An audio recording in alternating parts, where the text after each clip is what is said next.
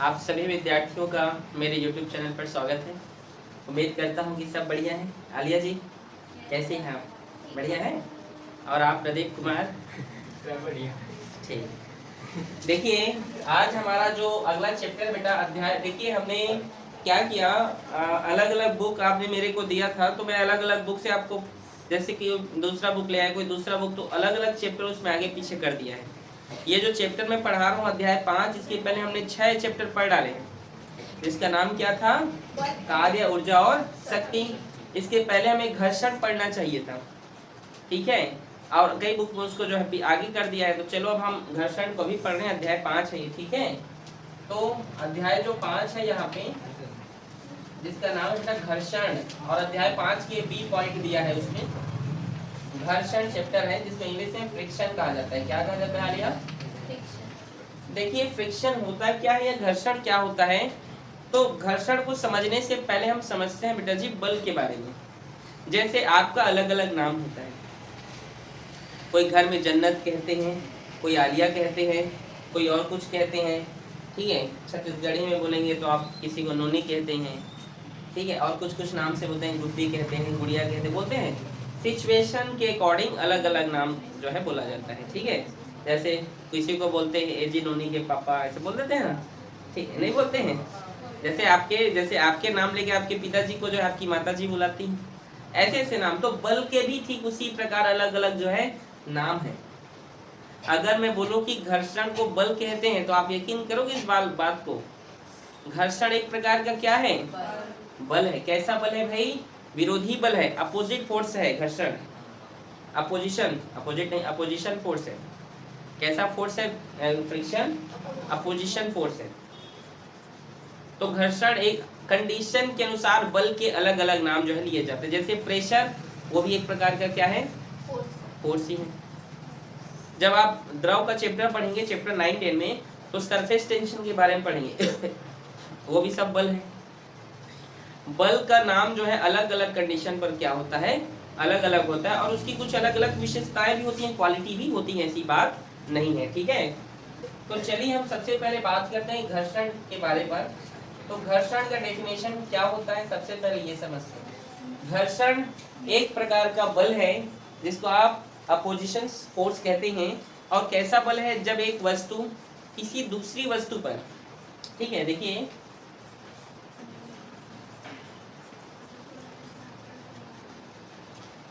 ये दो वस्तु हैं, दो प्लेनें समझिए, दो ऑब्जेक्ट हैं। जब एक वस्तु किसी दूसरे वस्तु पर फिसलती है या फिसलने का प्रयास करती है, जब एक वस्तु किसी दूसरी वस्तु पर क्या करती है? फिसलती है या फिसलने का प्रयास करती है, तो इनके बीच में, इनके मध्य, ठीक है, इनके मध्य जो बल लगता है, जो इनका विरोध करता है, इनके मध्य एक विरोधी बल कार्य करता है, उसी को हम घर्षण कहते हैं, फ्रिक्शन कहते हैं। नहीं समझे आप लोग? जब एक वस्तु किसी दूसरी वस्तु पर फिसलती है, फिसलने का प्रयास करती है, तो उन दोनों वस्तुओं के मध्य में एक बल कार्य करता है, एक विरोधी बल कार्य करता है, ठीक है, जो उनकी गति को रोकने का प्रयास करता है भाई, ठीक है। यहाँ पे जो विरोधी बल की जो बात किया जा रहा है, विरोध करना उसका पोजीशन में, तो उसका वो नुकसान नहीं है, उसका जो डिसएडवांटेज की बात नहीं कर, वो अच्छी बात है। वो विरोध करता है मतलब उसको रोक नहीं रहा है वो। इसका मतलब जैसे आप जानते हैं हम लोग चल पा रहे हैं रोड पे, हम लोग चलते हैं, भोजन को खा पाते हैं, ये सभी फ्रिक्शन के कारण है, घर्षण के कारण है। अगर ये घर्षण नहीं होते तो हम ना तो खा पाते, चावल खा पाते, ना हम रोड पे चल पाते। समझ में आ रहे हैं? आ रहे समझ में? नहीं आया समझ में? जैसे मैंने बोला अपोजिशन फोर्स कार्य करता है उन दोनों के बीच में, विरोधी बल विरोध करता है उसका, तो भाई विरोध करने का मतलब वो उसको उस पर रुकावट पैदा नहीं करता है, उसको रोकता नहीं है, ऐसा नहीं कहना चाहता मैं। मतलब रोकना नहीं चाहता, कहने का मतलब है कि क्या बोला जाए उसको, वो हमारे लिए अच्छी बात है, वो खराब बात नहीं है। घर्षण हमारे लिए अच्छी बात है। अगर फ्रिक्शन नहीं होता, विरोध कर रहा हो, हमारे लिए अच्छी बात है। अब बोलोगे सर विरोध करना कौन सा अच्छी बात हो गया, कोई हमारे खिलाफ हो, अच्छी बात थोड़ी होगा। नहीं, वो अच्छी बात है। यहाँ पे अच्छी बात क्यों है? अगर फ्रिक्शन नहीं होता तो हम कोई भी चावल को चबा नहीं पाते। चावल चबा पाते हैं किसके कारण? फ्रिक्शन क्या है। हम रोड पे चल पाते हैं किसके कारण? अगर चिकनी सतह पे आप चल पाते हो क्या? जहाँ पे चिकनी सतह रहता है, जैसे कभी गांव जाना, खेत वहाँ पे जाना, ठीक है, चलते रहना बरसात के समय, गिर जाते हो फिसलन पे, या बड़े बड़े आप शॉपिंग मॉल जो बहुत ज़्यादा चिकने होते हैं उस जगह पे जाना, गिर जाते हैं कई लोग, गिरते हैं कि नहीं? समझ रहे हो मैं क्या बोलना चाहता हूँ?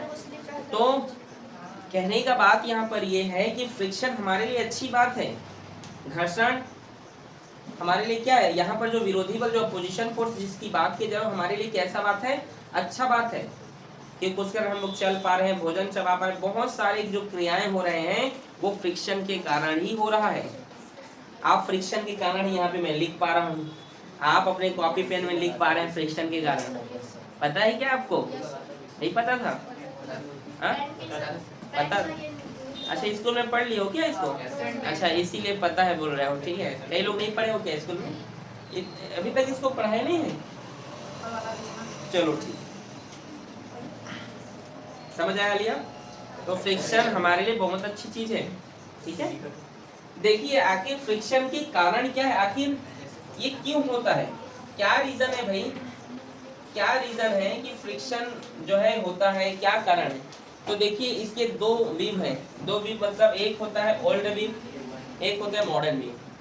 मतलब पुराना मत, पुराना उदाहरण भाई, और दूसरा क्या है? आधुनिक विचार, जो आधुनिक मत है अपने अपना, ठीक है। इसको इंग्लिश में ओल्ड वीव कहते हैं, इसको मॉडर्न वीव कहा जाता है। कीप साइलेंट गर्ल्स, ठीक है। देखिए बेटा, पुराना मत क्या है, ओल्ड वीव क्या होता है, इसके अनुसार मतलब लोगों ने कहा कि फ्रिक्शन किस कारण से हो रहा है, उस कारण के बारे में उन्होंने बताया, फ्रिक्शन का रीजंस बताया, उसके कारण के बारे में उन्होंने बताया। पुराना मत, पुराना मत का मतलब ओल्ड वीव, पुराने लोगों ने उसके बारे में क्या बताया, क्या उदाहरण दिया? तो उन्होंने क्या बोला, पुराना मत कहा, जैसे उन्होंने कहा कि कोई भी सतह या कोई भी वस्तु, कोई भी सतह 100% चिकना नहीं हो सकता। कोई भी चीज, ये बोर्ड आप देख रहे हैं, आपको चिकना दिखाई दे रहा है? लेकिन नहीं है। आप जानते हैं कि जो भी पदार्थ होता है, इस कोई भी इस ब्रह्मांड में, इस पूरे ब्रह्मांड में कोई भी वस्तु, इस यूनिवर्स में कोई भी ऑब्जेक्ट 100% क्या नहीं है, स्मूथ नहीं है, चिकना नहीं है। कुछ ना कुछ उसमें गड्ढे हैं, है कि नहीं? ढांचे हैं भाई, गड्ढे हैं। तो जैसे आप जानते हैं सभी मेटल जो होते हैं अणु परमाणु से मिलकर बने होते हैं, जिसको हम इस प्रकार की आकृति से दर्शाते हैं ना। अगर हम एकदम छोटा से भी छोटा टुकड़ा कर दें, एकदम स्मॉल, तो इस प्रकार से आपने पढ़ा है ना, एकदम गोलाकार से परमाणु को, नहीं पढ़े हो एटम्स? पढ़े हो ना भाई? इस प्रकार से रहते हैं, देख लीजिए, रहते हैं। तो देखिए यहाँ पे आप देख सकते हैं, क्या कोई भी वस्तु एकदम 100% इनके बीच इस प्रकार से गड्ढे आ जा रहे हैं कि नहीं? तो कोई भी वस्तु 100% चिकना नहीं हो सकता। होता कैसे है भाई? तो घर्षण होता कैसे है? घर्षण तो जैसे मान लो ये दो वस्तु है, फिर दो वस्तु बोलता हूँ इस प्रकार से, और यहाँ पर ये मान लीजिए कोई एक पिन है, ऑब्जेक्ट है, इसके ऊपर कोई दूसरी पिन इस प्रकार से रखी गई है, ठीक है। तो अच्छे से बना दे रहा हूँ, ठीक है। तो ये क्या करेगा, जब इसके ऊपर ये आगे बढ़ने के लिए जब इस पर बल लगाया जाएगा, तो ये क्या करेगा, इसको रोकने का कोशिश करेगा। जैसे मैंने बोला अपोजिशन फोर्स, तो ये क्या करेगा इसको, जैसे आपकी मोटरसाइकिल के आगे का पहिया क्या होता है, गड्ढे में चला जाता है तो फिर उड़ता है कि नहीं, थोड़ा ज्यादा फोर्स लगाने से। तो वही चीज घर्षण के कारण क्या है, तो पुराने मत के अनुसार उन्होंने कहा, पुराना मत के अनुसार क्या बोला जा रहा है कि हर एक वस्तु 100% क्या नहीं होता है, चिकना नहीं होता है, उसमें कुछ न कुछ गड्ढे पाए जाते हैं, जिसके कारण क्या होता है भाई, घर्षण होता है। घर्षण होने का रीजन क्या है, क्यों होता है फ्रिक्शन? तो वही बताया जा रहा है, फ्रिक्शन होने का कारण है कि हर एक वस्तु चिकना नहीं होता है, उसमें कुछ न कुछ ढांचे या गड्ढे पाए जाते हैं, जिसके कारण क्या होता है, फ्रिक्शन होता है। जिसमें क्या होता है, ये वस्तु एक दूसरे में अंतर्ग्रथन हो जाता है। क्या हो जाता है? ये वस्तु एक दूसरे में इस प्रकार से अंतर्ग्रथन,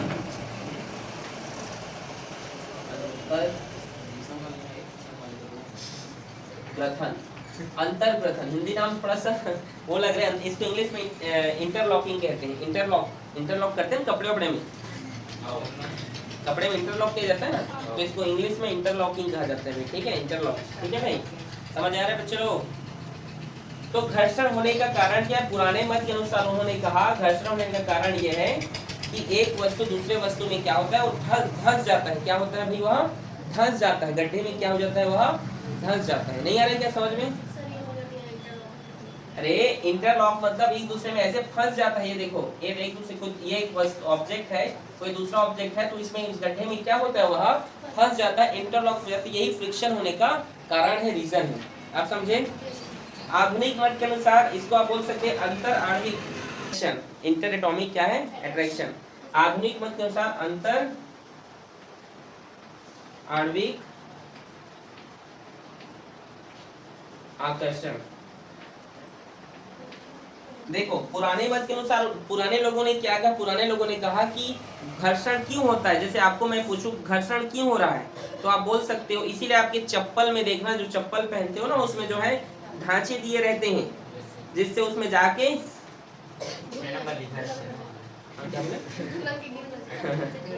ठीक है, आ रहे समझ में? गड्ढे और ढांचे होते हैं कि नहीं भाई? कि कोई भी चप्पल एकदम स्मूथ बना दिया जाता है? नहीं ना। तो देखिए, ये पुराना मत अनुसार लोगों ने कहा कि घर्षण इसलिए होता है क्योंकि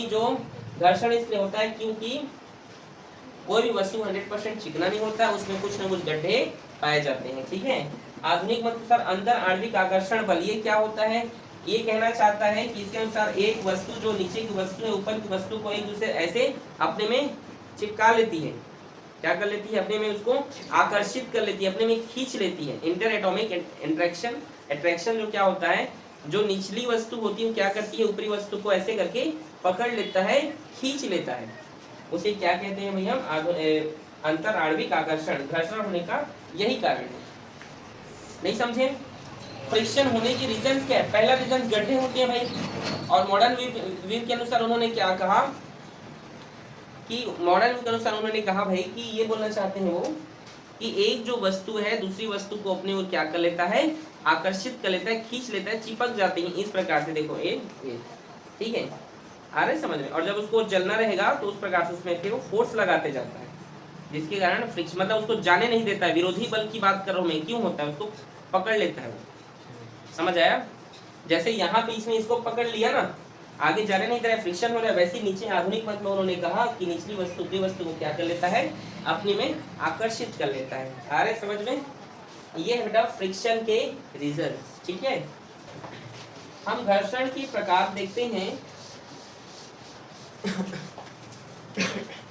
जो घर्षण होते हैं ये 3 प्रकार के होते हैं। कितने प्रकार के? एक होता है स्थैतिक घर्षण, इंग्लिश में कहते हैं स्टैटिक फ्रिक्शन।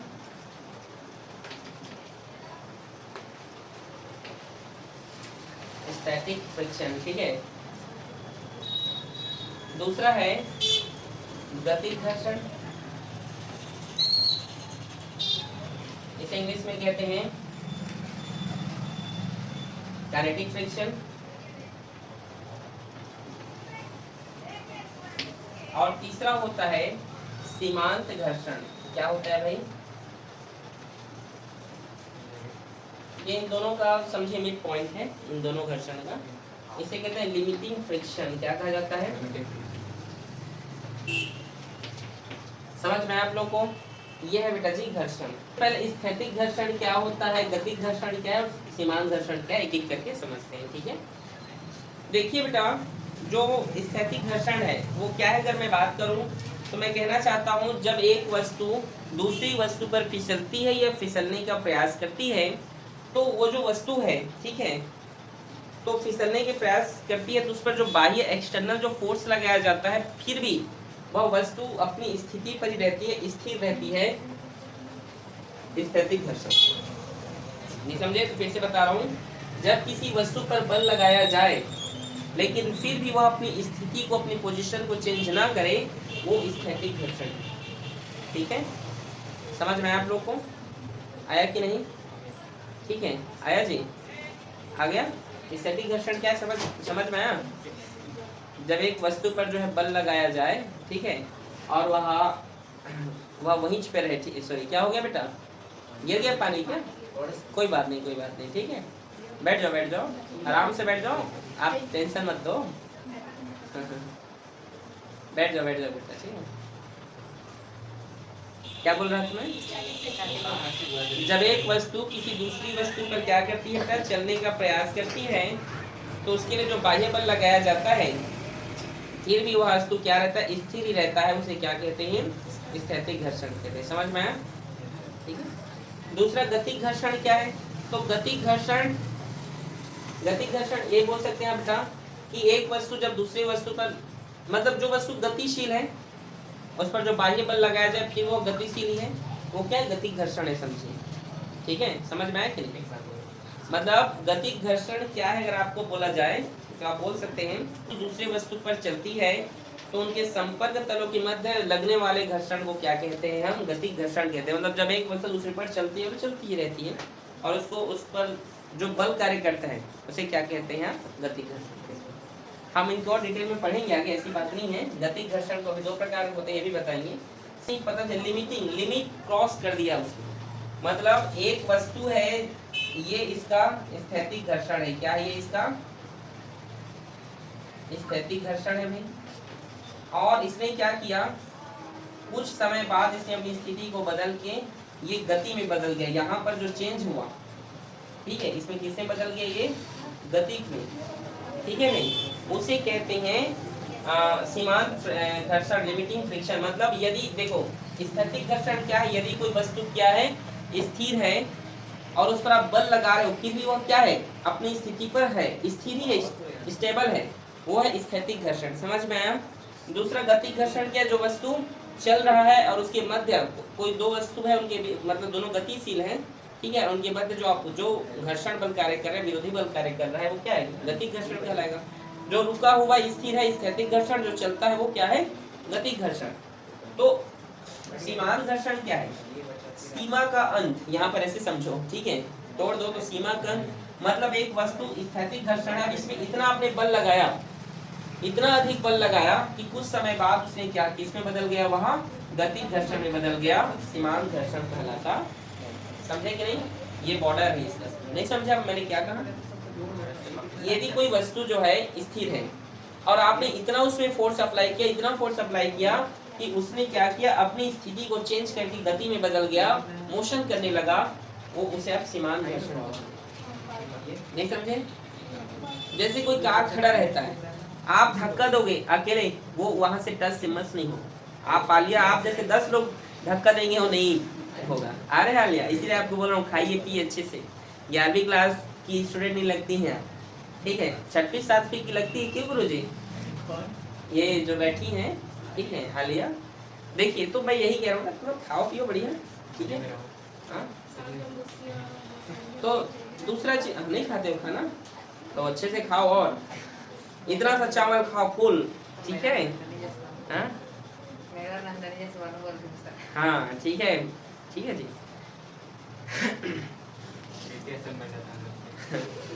तो प्रीति कौन सा, वो भी हेल्दी है, वो भी ठीक है, आप ऐसा नहीं बोल सकते प्रीति को, ठीक है। तो मैं ये कहना चाहता हूँ, यदि कोई कार खड़ा हुआ है, आपने उसको धक्का दिया, आपसे क्या वो कार जाएगा, मूव होगा? अब प्रीति जैसे 2 लोग ही अगर आ जाए मान लो, तो कार को इतना फोर्स उसने लगाया कि जो स्टेबल था उसने किसमें कन्वर्ट हो गया, वो गति घर्षण में बदल गया, गति में बदल गया। वही तो सीमांत है। आप समझ में आया मैं क्या कहना चाहता हूँ? लिमिट क्रॉस हो गया उसका, समझ में आया ना? जैसे कई बार आप लोग मजाक करते हैं तो बोलते हैं लिमिट में मजाक करना। आप लोग बच्चे लोग जैसे कई बार झगड़ा हो जाते हो हंसी मजाक में ही, तो जैसे लिमिट में ही बात करना, मुस्कान बोल देती है प्रदीप को, लिमिट में रहना। और अगर आप लिमिट क्रॉस कर देते हो हंसी मजाक में, तो कैसे डांटती है आपको? डांटती है ना? तो यही चीज़ तो मैं यहाँ पे भी कहना चाहता हूँ कि यदि कोई वस्तु स्थिर है और उसमें आपने इतना बल लगाया कि वो किसमें बदल गया, गति में बदल गया, तो उसको सीमांत घर्षण कहते हैं। बोलो, समझ में आया? नहीं आया? आया कि नहीं? आ गया आपको? गतिक घर्षण जो होते हैं 2 प्रकार के होते हैं। एक होता है सर्पी घर्षण, हल्ला ना करें, और दूसरा होता है लोटनी घर्षण। कितना नंबर देखिए, जो गतिक घर्षण होते हैं, कौन सा घर्षण भाई? गतिक, काइनेटिक फ्रिक्शन। कौन सा फ्रिक्शन? काइनेटिक फ्रिक्शन 2 प्रकार के होते हैं। एक होता है क्या, सर्पी घर्षण, जिसको इंग्लिश में स्लाइडिंग फ्रिक्शन कहा जाता है, और दूसरा होता है लूटनिंग फ्रिक्शन, जिसको रोलिंग फ्रिक्शन के नाम से भी जाना जाता है। किस नाम से? रोलिंग फ्रिक्शन के नाम से भी जाना जाता है। सर्पी घर्षण का मतलब क्या होता है बेटा? जब एक वस्तु किसी दूसरी वस्तु पर फिसलती है उसे सर्पी घर्षण कहते हैं। और लोटनिक घर्षण क्या है? जब एक वस्तु किसी दूसरी वस्तु पर लुढ़कती है, ठीक है। जैसे जैसे मान लो ये एक टेबल है, क्या है? मान इसके ऊपर में एक पुस्तक रखे हैं आप, ठीक है। तो पुस्तक को जब आप खिसकाओगे तो वो कौन सा घर्षण होगा? सर्पी घर्षण। मतलब जो फिसलेगा वो क्या है? सर्पी। और लोटनिंग जो लुढ़कता है, जैसे गेंद गेंद आप जानते हैं, गेंद को आप फर्श पर गिरा देते हैं तो क्या होता है? गेंद ऐसे ही लुढ़कते रहता है कि नहीं? नहीं जी, पहले से अप डाउन करेगा, लुढ़कते रहता है, फिर ऐसे ऐसे। जैसे लोटा को गिरा देते हैं आप लोग अधिकतर, ऐसे घूमते घूमते गिलास को, लोटा को, कटोरी को, तो लुढ़कता है कि नहीं हो? तो उस प्रकार के फ्रिक्शन को लोटनिंग घर्षण या रोलिंग फ्रिक्शन कहा जाता है। समझ में आया आप लोग को? समझे कि नहीं? छत्तीसगढ़ी में अगर मैं बोलूँ तो सर्पी घर्षण मतलब घिल्लाना, ठीक है, घिल्लाना, किसी खींच रहे हो। और लोटनिंग घर्षण मतलब उसको घुंडाना, ठीक है। आ रहा है समझ में? घुलनते रहते हैं ना, तो ये है आपका लोटनिंग घर्षण। एग्जाम्पल भी देख लीजिए, जब किसी मेज पर आप पुस्तक को खिसकाते हैं तो वो सर्पी घर्षण होगा, ठीक है, स्लाइडिंग फ्रिक्शन। और जब किसी वस्तु को आप क्या करते हैं, जैसे गेंद को गिरा देते हैं या कोई भी वस्तु लुढ़कते रहता है, उसको लोटनिंग घर्षण कहते हैं। बोलो समझ में आया? कठिन है क्या? नहीं है? ठीक है, अच्छी बात है। दोनों में अंतर देख सकते हो आप लोग, बुक में दिया रहेगा आपके, पढ़ लीजिएगा, ठीक है। ठीक है, यहाँ तक कंप्लीट है। इसमें अंतर आप लोग 2-3 कम से कम याद कर लेना, आपकी बुक्स में दिए रहते हैं, ठीक है। और ये आपका आज का लेक्चर कंप्लीट हो गया, ठीक है बेटा।